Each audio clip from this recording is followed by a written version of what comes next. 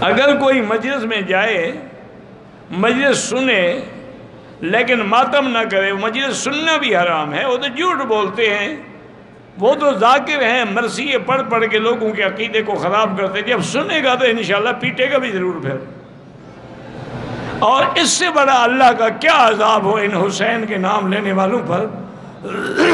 کوئی آدمی اپنے منہ پہ تھپڑ مارتے، خود مار رہے ہیں، قیامت تک مارتے رہیں گے۔ ہم 9 یا 10 محرم کو امام حسین کا واقعہ سنا سکتے ہیں، سارا سال کیوں نہیں سناتے ہو؟ صرف 9 اور 10 کو کیوں سناتے ہو؟ یہ تو وہی شیعہ والی بات ہو گئی نا۔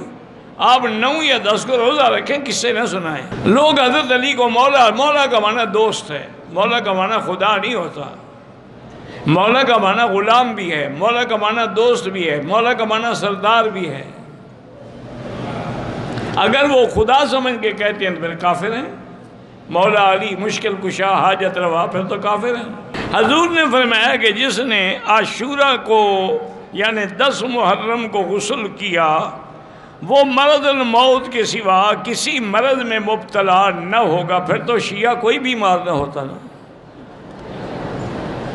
اللہ کے بھائی ایک حدیث پتہ نہیں تم نے کہاں سے گھڑی ہے، حضور نے روزے کا حکم تو دیا ہے، غسل کا حکم تو نہیں دیا۔ شہدائے کربلا کو ایصال ثواب کے لیے بالکل خیرات کر سکتے ہیں، کسی بیوہ کی مدد بھی کر سکتے ہیں، مسجد مدرسہ بنا سکتے ہیں۔